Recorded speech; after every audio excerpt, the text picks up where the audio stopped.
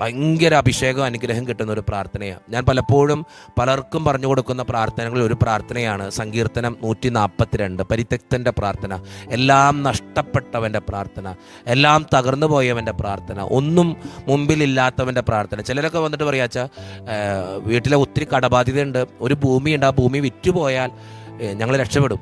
അപ്പോൾ ഒരു ആശ്വാസമുണ്ട്, ആ ഭൂമി വിറ്റാലെങ്കിലും ആ കടബാധ്യത മാറ്റാലോ. ചിലർ വന്നിട്ട് പറയാച്ചാ ജോലിയൊക്കെ ഉണ്ട്, പക്ഷെ കടബാധ്യതയാണ്. അപ്പോൾ ജോലി ഉണ്ട്, അപ്പോൾ അത് മുമ്പിലൊരു മാർഗമുണ്ട്, പക്ഷെ ഒരു മാർഗവും ഇല്ലാത്തവൻ്റെ പ്രാർത്ഥനയാണിത് കേട്ടോ.